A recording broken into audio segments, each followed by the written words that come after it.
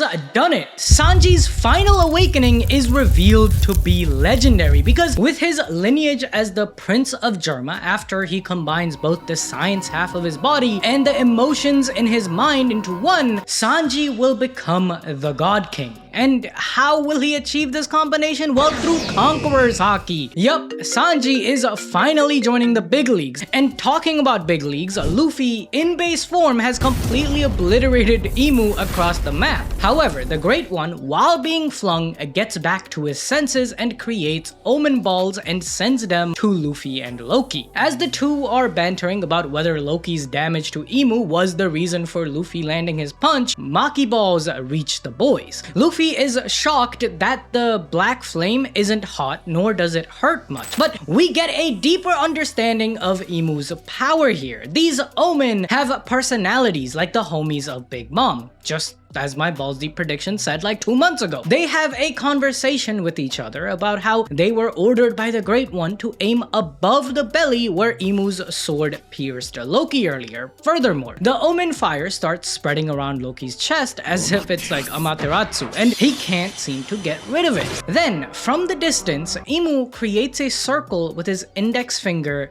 and his thumb. Another Gyan Mudra sign, but this time focused on his covered left eye. That's his left eye, right? Okay, left. Yeah, let me redo that. This creates a sort of like a scope effect, perhaps even giving Imu a clear vision of the future, just like my fucked up eye. We have seen this negative film effect in One Piece before, when a character ends up using advanced observation, but Imu is doing so to create a focused attack straight at Loki's chest. With Luffy's appearance, Imu likely knows that if the two of them lock in and fight as a team, the Great One might actually lose, so he needs to keep Loki pinned down while he deals with Nika. And this stigma attack rips a giant hole through Loki, nailing him right on top of Gunko's ice block. Well, next to it. This distance is massive here. They were fighting right next to the Atom Tree stem, and Gunko's ice is closer to Brook and Nami's team on basically the other side, who are trying to unfreeze Gunko after Brook's flashback last chapter, but they haven't had much luck yet, since Ragnir's ice can only be melted by Ragnir. Even Imu's omen attack didn't unfreeze Gunko. Frankie likens this ice to diamond because it's not cold. Even Brook confirms that it's not cold. How can ice not be cold, bro? Oh, okay, I get it. Nami snaps at them because one is just bones and the other is a freaking cyborg. Of course, they can't tell if the ice is cold, but just then, big ass Loki drops right next to them. The Straw Hats are shocked that Loki might have lost. In fact, the wound in his chest is way deadlier than I first thought. However, one detail we need to keep our eye on is that Loki actually didn't hit the ice. Instead, as he landed, Ragnir slipped from his hand and hit Gunko's ice, which has started melting it. So at least now, we know that all you need is Ragnir's touch to melt its ice. It doesn't matter if Loki or Ragnir want it to melt. That's the mechanics behind it. Luckily, after watching what happened to Loki, Luffy manages to not get struck by Imu's stigma attack, because just as the attack was about to land, he took his coat off where the omen was stuck to. In an instant, the coat got blown to smithereens while Luffy leaps around the trees like a monkey. Before we see more of their fight though, we need to talk about today's sponsor. No, there's no sponsor this One Piece video. Yo, go check out Gamer Subs. They have that new Bleach collab dropping. I think it's dropping today actually. So go check out Gamer Subs, use code ABD and drink some bleach. Anyway, we'll then jump to the Sea Cloud port at West Village. This is where St. Q is supposed to bring the kids with Zaza so that they can ride on St. Jeffrey Summers' private boat to the island. However, Zoro has arrived to confront this sick fuck, who is a big mad and he thinks he can beat up Zoro with his new Maki. Zoro calls out St. Jeff over the fact that they ruined the Straw Hats reunion feast, but to be honest, like, the god's not Knights were just there to, you know, pick up like 10 or maybe 20 kids at most. Like, just 20 kids, bro. I swear, bro, like these pirates, everything is the Celestials' fault. Can we stop persecuting the real minority in the world? I guess that's why the Zoro minority hunter meme is still alive, even with this St. Jeffrey fight. Anyway, Zoro doesn't care and instead says that one of his associates is at the village right now and he doesn't think that St. Q will be able to bring the kids. St. Jeff asks, why is that, bro? Only for Zoro to drop one of the coldest lines in One Piece saying that Sanji is gonna kill St. Q, bro. Oh my, even Zoro is glazing Sanji. At this point, we gotta stop calling him 5-Anji, bro. We really do. That the battle between St. Jeff and Zoro begins. Meanwhile, in West Village, rain is pouring down on everyone because of the rain god Zaza. Sanji is using his big brain to analyze the situation. Problem one is that he needs to deal with the rain god Zaza, which is bigger than any giant that is kidnapping the kids. He can't stand watching the mothers crying for their children, which is a big boost to his power, which I will touch on in just a bit, because that's what's gonna turn 5-Anji back into Sanji. However, he can't stop Zaza right now because of problem 2. The monster is a woman and he can't kick it, bro.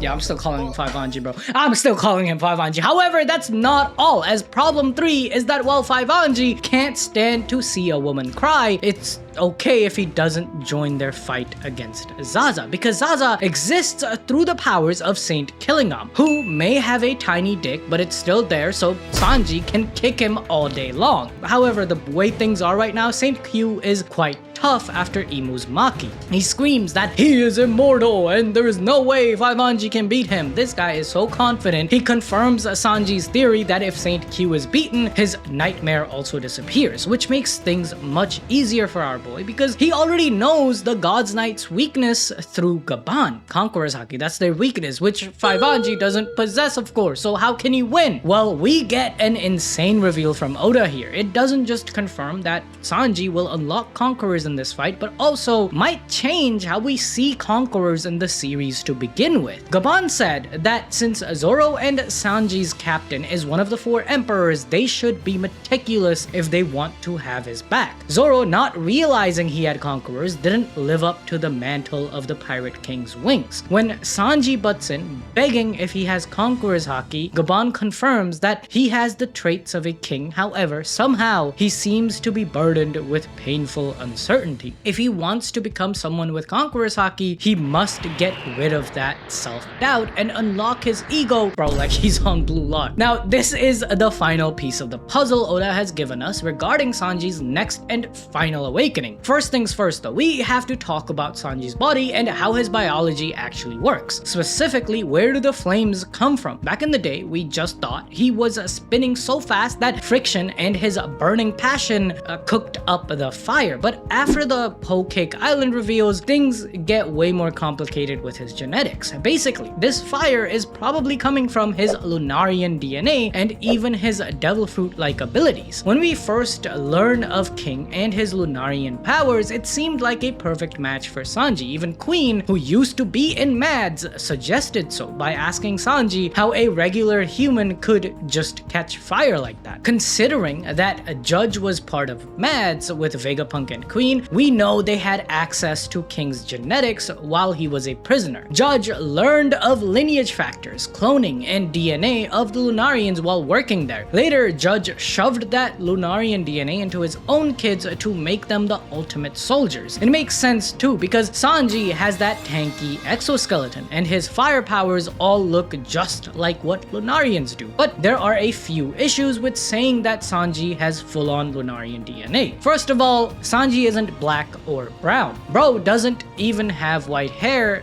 and no wings. Plus, the way their fire works is totally different. Lunarians have to trade their speed for defense, but Sanji's fire actually makes him faster and stronger at the same time. Also, Lunarian fire is like magma, while Sanji's is just normal fire. Like, what do you call that? Combustion, like normal combustion. The biggest thing though is that Sanji's flames are powered by his emotions, and emotions are the one thing Judge wanted to delete. Even the stealth black suit gives him invisibility, not fire boosts, which means Judge probably didn't even plan for fire. Perhaps all the other Vinsmoke kids have the potential to use more Lunarian techniques, but to utilize it, you need emotions. Furthermore, to me, this Lunarian DNA embedded inside Sanji functions more like how devil fruits do. Mads was all about hacking your DNA, which is exactly how devil fruits work, where they change your physiology, especially zone types, which is the main type that Vegapunk seems to be an expert at manipulating. Similarly, what if Sanji had his genetics rewritten to give him Lunarian traits without actually eating a human fruit model Lunarian? Just look at Sanji and his siblings' eyebrows. Those swirls are exact same patterns you see on devil fruits. This suggests that Judge was using the same research Vegapunk used to make artificial devil fruits. Sanji's DNA may have been built to act like a fruit that controls heat. Oda even wanted to name Sanji Naruto because of the swirls, showing how important that design actually is. But because of Naruto being serialized at the same time, he had to change the name. So basically, Sanji is like a human devil fruit who, thanks to his mother's sacrifice, keeping his emotions intact, is about to become stronger than all of his siblings. However, this very traumatic event in his childhood is the thing that's keeping him from unlocking his full potential and even unlocking Conqueror's Haki. The way Sanji's eyebrows change is a signal for his genetics, just like how King's flames signal his current mode. As the direction of the swirl tells you if the Germa tech is active or not, his brothers always had their swirls facing outward, which means they are fully modified and emotionless. But before the time skip, Sanji's swirls were different because he was a failure. Yet in Wano, after using the raid suit, Sanji's Germa blood finally woke up and his eyebrows flipped to match his brothers. This is when his exoskeleton and super healing also kicked in. But Sanji is still him because his other eyebrow, representing the humanity Sora fought for, is still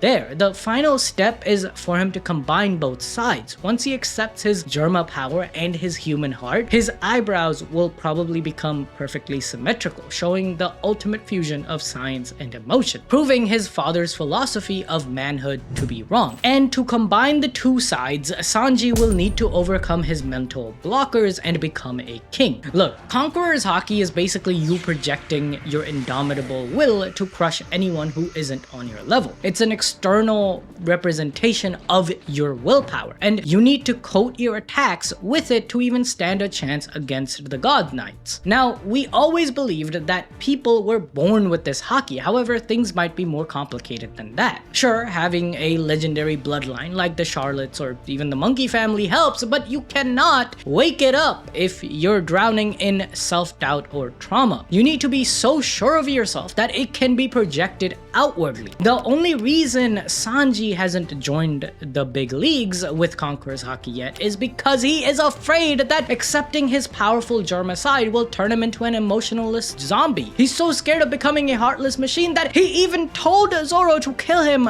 if he ever lost his feelings. He still hasn't conquered himself, so how can he conquer others? However, in this fight against Saint Q, Sanji will have no choice but to confront and overcome his self-doubt and fear, finally unlocking his full power, where he not only will gain the strength of the exoskeleton like a Lunarian, but the crazy healing and the speed that comes with it. And honestly, his hair might turn white to symbolize this change, because in media, hair changing is a big marker for characters' transformations. And honestly, Gaban all but confirmed that Sanji is gonna have conquerors at this point. You know what? Hold on. Let me put my hand on Dragon and I solemnly swear to stop calling Sanji Faivanji. And as penance, I got the Sanji cosplay.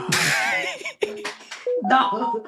This is my penance for calling him Faibanji all this time and not believing in him, okay? All you Sanji fans, hope you're happy now. Either way, back to Luffy versus Imu, it truly begins now. Because last chapter was Luffy's entrance and Loki was still on the battlefield. But now, with the title card, the battle between Joyboy and Imu has finally begun. Because Luffy is in his Gear 5 Nika mode. But when Imu calls him Joyboy, he gets tilted, telling Imu to stop calling him Joyboy. He is Monkey D. Luffy, the one who's gonna become king of the pirates. But you guys know my theory, right? Monkey D. Dragon is gonna show up. Luffy's gonna get smoked. He's gonna save Luffy. And then Luffy's gonna go to the moon. Everything is gonna be happy after that. Stop it.